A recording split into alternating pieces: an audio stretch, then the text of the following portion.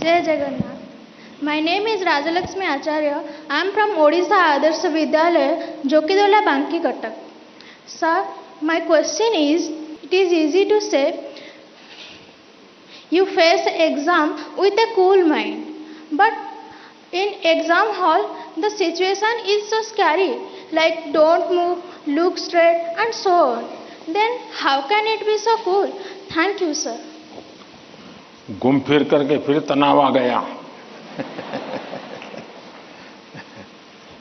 अब ये तनाव से मुक्ति कैसे हो? आप देखिए कैसी गलती होती है। कुछ गलतियां यानी रोजमर्रा की हम थोड़ा ऑब्जर्व करें तो पता चलेगा। कुछ गलतियां पेरेंट्स का अति उत्साह कर देता है, कुछ गलतियां स्टूडेंट की अतिशय सिंसियरिटी कर देती है। बस समझता हूं इससे बचा जाए। जैसे मैंने देखा है कि कुछ माँ बाप को लगता है कि आज एग्जाम है तो बेटे को नई पेन ला करके दो, जरा कपड़े अच्छे पहना करके भेजो, तो उसका काफी समय तो उसमें एडजस्ट होने में ही जाता है। शर्ट ठीक है कि नहीं है, यूनिफॉर्म ठीक पहना है कि नहीं पहना है। माँ बाप से मेरा आग्रह है जो पेन रोज उपयोग करता है ना वही दीजिए आप। या वहां पेन दिखाने थोड़ा जा रहा है वो। और परीक्षा के समय किसी को फुर्सत नहीं है, आपका बच्चा नया पहन करके आया, पुराना पहन के आया है। तो ये साइकी उनको बाहर आना चाहिए। दूसरा, कुछ ऐसी चीजें खिला करके भेजेंगे, तुझे एग्जाम है ये खा के जाओ, एग्जाम है ये खा के जाओ, तो उसको और मुसीबत होती है जिसका वो कंफर्ट नहीं है। आवश्यकता से अधिक उस दिन खाना, फिर मां कहे अरे तुम्हारा तो एग्जाम सेंटर इतना दूर है, तुम रात आते आते 7 बज जाएगा, ऐसा करो कुछ खा के जाओ, फिर कहेगी कुछ लेके जाओ। उसको वो रेजिस्ट करने लगता है, नहीं मैं नहीं ले जाऊंगा। वहीं से तनाव शुरू हो जाता है, घर से निकलने से पहले हो जाता है। तो मेरी सभी पेरेंट्स से अपेक्षा है और मेरा सुझाव है कि आप उसको अपनी मस्ती में जीने दीजिए। एग्जाम देने जा रहा है तो उत्साह उमंग के साथ चला जाए, बस जो उसकी रोजमर्रा की आदत है वैसा ही रहे वो। फिर जो सिंसियर स्टूडेंट है उनका प्रॉब्लम क्या होता है, दरवाजे तक किताब छोड़ते नहीं, दरवाजे तक। अब आप अचानक इस प्रकार से इवन रेलवे स्टेशन पर भी जाते हैं ना, तो कभी ट्रेन की एंट्री और आपकी एंट्री ऐसा होता है क्या? आप 5-10 मिनट पहले जाते हैं, प्लेटफॉर्म पर खड़े रहते हैं, कहाँ आपका डिब्बा आएगा उसका अनुमान लगाते हैं, फिर उस जगह पे जाते हैं, फिर सोचते हैं कि पहले कौन सा लगेज अंदर ले जाऊंगा, फिर कौन सा, यानी मन आपका तुरंत अपने आप को ट्रेन आने से पहले ही सेट करने लग जाता है। वैसे ही आपका जो एग्जामिनेशन हॉल है, हो सकता है वो कोई सुबह से आपके लिए खोल के नहीं रखेंगे, लेकिन 10-15 मिनट पहले तो अलाउ कर ही देते हैं। तो आराम से जैसे ही खुले अंदर पहुंच जाइए और आराम से बैठिए मस्ती से। जरा पुरानी कोई हंसी मजाक की चीजें हैं तो उसको जरा याद कर लीजिए, और दोस्ती बगल में तो एक आध चुटकुला सुना दीजिए। हंसी मजाक में पल 5-10 मिनट बिता दीजिए। कुछ नहीं है जान पाने, कम से कम एक डीप ब्रीथिंग करिए, बहुत गहरा सांस लीजिए, धीरे धीरे 8-10 मिनट खुद के लिए जिए। आप खुद में खो जाइए, एग्जाम से बाहर निकल जाएंगे। और फिर जब आपके हाथ में क्वेश्चन पेपर आएगा तो आप कंफर्ट होंगे। वरना क्या होता है, वो आया कि नहीं, वो देखा कि नहीं, वो कैसा है, पढ़ा नहीं, टीचर कहां दिखता है, सीसीटीवी कैमरा है। अरे आपका क्या काम है जी, सीसीटीवी कैमरा किसी भी कोने पर पड़ा है, तेरा क्या लेना देना है जी। हम इन्हीं चीजों में लटके रहते हैं जी, और वही बिना कारण हमारी शक्ति समय वेस्ट करता है। हमने खुद में ही खोए रहना चाहिए। और जैसा ही क्वेश्चन पेपर आ जाए तो कभी कभी तो आपने देखा होगा कि अगर आप फर्स्ट बेंच पर आपका नंबर आया है लेकिन क्वेश्चन पेपर वो पीछे से बांटना शुरू करता है तो आपका दिमाग फटकता है। देखिए, मेरे से तो 5 मिनट पहले उसको मिलेगा, मुझे 5 मिनट बाद में मिलेगा। ऐसा ही होता है ना, ऐसा होता है ना। अब ऐसी चीजों में अपना दिमाग खपाओगे कि पहले क्वेश्चन पेपर मुझे मिला कि 20 नंबर के बाद मिला, तो आप अपनी एनर्जी, आप परिस्थिति तो पलट नहीं सकते। टीचर ने वहां से क्यों कि आप खड़े होकर नहीं कह सकते पहले मेरे से दो, ऐसा तो नहीं कर सकते। तो आपको पता है ऐसा होना, तो फिर ऐसे ही अपने आप को एडजस्ट कर लेना चाहिए। एक बार आप ये अगल बगल की सारी दुनिया, और हम बचपन से पढ़ते तो आए हैं, वो अर्जुन को पक्षी की आंख वाली कथा तो सुनते रहते हैं, लेकिन जीवन में आता है तो नहीं, पेड़ भी दिखता है, पत्तियां भी दिखती है, तब आपको वो पक्षी की आंख नहीं दिखती है। आप भी मन में कथाएं सुनते हैं, पढ़ते हैं, तो उसको जीवन में लाने का मौका होता है।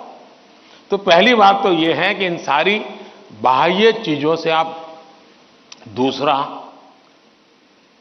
परीक्षा में घबराहट का कभी कारण ये होता है, कभी लगता है समय कम पड़ गया, कभी लगता है कि अच्छा होता मैं वो क्वेश्चन पहले कर लेता। तो इसका उपाय ये है, पहले एक बार पूरा क्वेश्चन पेपर पढ़ लीजिए, फिर मन से तय कीजिए कि किस आंसर में कितना मिनट मोटा मोटा मेरा जाएगा, और उसी प्रकार से अपना समय तय कर लीजिए। अब खाना खाते हैं, आप खाने के लिए बैठते हैं तो घड़ी देख करके थोड़े खाते, भाई 20 मिनट में खाना खाना है। तो खाते खाते आदत हो ही जाती है, हाँ भैया इतने में 20 मिनट भी हो गया और खाना भी हो गया। इसके लिए कोई घड़ी और कोई बेल थोड़ा बचता है कि चलो अब खाना शुरू करो, अब खाना बंद करो, ऐसा तो होता नहीं है। तो ये प्रैक्टिस है। दूसरा, मैंने देखा है कि आजकल जो सबसे बड़ी समस्या है, जिसके कारण ये समझ है, आप मुझे बताइए, आप एग्जाम देने जाते हैं, मतलब आप फिजिकली क्या करते हैं? आप फिजिकली पेन हाथ में पकड़ करके लिखते हैं, यही करते हैं ना। दिमाग अपना काम करता है, लेकिन आप क्या करते हैं? लिखते हैं। आज के युग में आईपैड के कारण, कंप्यूटर के कारण, मोबाइल के कारण मेरी लिखने की आदत धीरे धीरे कम हो गई है। जबकि एग्जाम में लिखना होता है, इसका मतलब हुआ कि मुझे अगर एग्जाम के लिए तैयार करना है तो मुझे अपने आप को लिखने के लिए भी तैयार करना है। आजकल बहुत कम लोग हैं जिनको लिखने की आदत है, और इसलिए डेली जितना समय आप अपने पठन पाठन में लगाते हैं स्कूल के बाद, उसका मिनिमम 50% टाइम, मिनिमम 50% टाइम आप खुद अपनी नोटबुक के अंदर कुछ न कुछ लिखेंगे। हो सके तो उस विषय पर लिखेंगे, और 3 बार 4 बार खुद का लिखा हुआ पढ़ेंगे और खुद का लिखा हुआ करेक्ट करेंगे। तो आपका जो इंप्रूवमेंट होगा किसी की मदद बिना इतना बढ़िया हो जाएगा कि आपको बाद में लिखने की आदत हो जाएगी।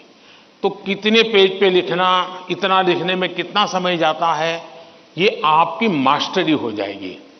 कभी कभी मन से विषय आपको लगता है ये तो मुझे आता है। जैसे आप मान लीजिए कोई बड़ा प्रसिद्ध कोई गाना सुन रहे हैं,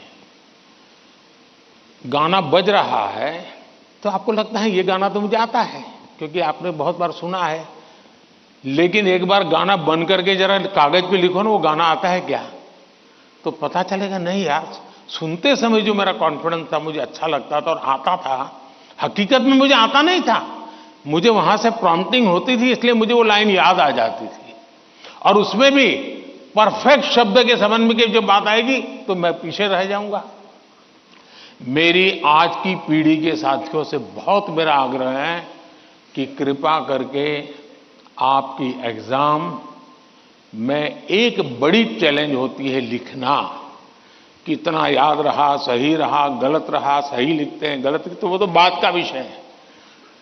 आप अपना ध्यान प्रैक्टिस में इस पर कीजिए।